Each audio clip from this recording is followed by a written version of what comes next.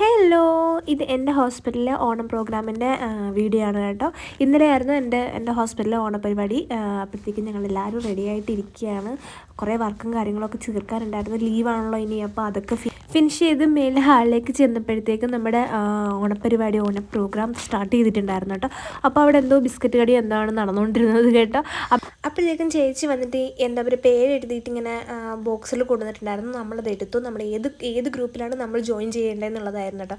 നമ്മൾ 3 ആളും കൂടി ഒരു ഗ്രൂപ്പിലായിരുന്നു വന്നിട്ടുണ്ടായിരുന്നത്. അപ്പം നമ്മുടെ ഗ്രൂപ്പിലുള്ള ഒരാൾ തന്നെ അവിടെ നിന്ന് ബിസ്ക്കറ്റ് അടിച്ചുകൊണ്ടിരിക്കുന്നുണ്ടായിരുന്നു. അപ്പോൾ കാര്യമായിട്ട് നമ്മൾ അവനെ പ്രോത്സാഹിപ്പിച്ചുകൊണ്ട് നിൽക്കുമ്പോഴാണ് അപ്പുറത്തെ സൈഡിൽ കൂടെ നമ്മുടെ മാവേലി ചേട്ടൻ വന്നിട്ടുണ്ടായിരുന്നു കേട്ടോ. മാവേലി വന്നപ്പോഴത്തേക്ക് ഭയങ്കര വൈബായി കേട്ടോ. അവിടെ പാട്ടായി, ബഹളമായി, ഡാൻസായി, ഒന്നും പറയേണ്ട. നമുക്കും കൂടാതിരിക്കാൻ പറ്റത്തില്ല. നമുക്കത് കേൾക്കുമ്പോൾ ഇങ്ങനെ മിണ്ടാതെ ഇറങ്ങാതെ ഇരിക്കാൻ പറ്റത്തില്ലോ. ഇപ്രാവശ്യം എനിക്ക് സത്യം പറഞ്ഞാൽ ഓണം ഉണ്ടായിരുന്നില്ല. ഇതാണ് എൻ്റെ ഓണപ്പരിപാടി. ഇത് കഴിഞ്ഞ് വീട്ടിൽ പോയാൽ ഓണാഘോഷമൊന്നും ഇല്ല എന്നാണ് എൻ്റെ ഒരു ഇപ്പോഴത്തെ ഒരു കണക്കുകൂട്ടൽ അങ്ങനെയാണ്. പിന്നെ അതൊക്കെ കഴിഞ്ഞപ്പോഴത്തേക്കും സമ്മാനദാനവും പാട്ടും മേളവും ഒക്കെ ഉണ്ടായിരുന്നു. അത് കഴിഞ്ഞിട്ട് നമ്മുടെ ചേച്ചിമാരുടെ തിരുവാതിര ഉണ്ടായിരുന്നു. തിരുവാതിര നല്ല രസമുണ്ടായിരുന്നു കേട്ടോ കാണാനായിട്ട്. കുറച്ചൊക്കെ തെറ്റിച്ച് എന്നാലും കുഴപ്പമില്ല, അത്യാവശ്യം നല്ല രീതിയിൽ ചെയ്തിട്ടുണ്ടായിരുന്നു.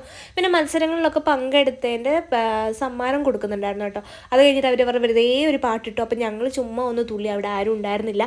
അതുകൊണ്ട് അങ്ങനെ തുള്ളി ക്ഷീണിച്ച് നമ്മൾ സദ്യ കഴിക്കാൻ പോയി. ഇതെൻ്റെ ഇപ്രാവശ്യത്തെ ഓണത്തിൻ്റെ ഫസ്റ്റ് സദ്യയാണ് കേട്ടോ. സദ്യ ഒന്നും പറയാനില്ല, നല്ല അടിപൊളിയായിട്ട് ഞാൻ നല്ല കണക്കിന് വെച്ച് പിടിച്ചിട്ടുണ്ട്.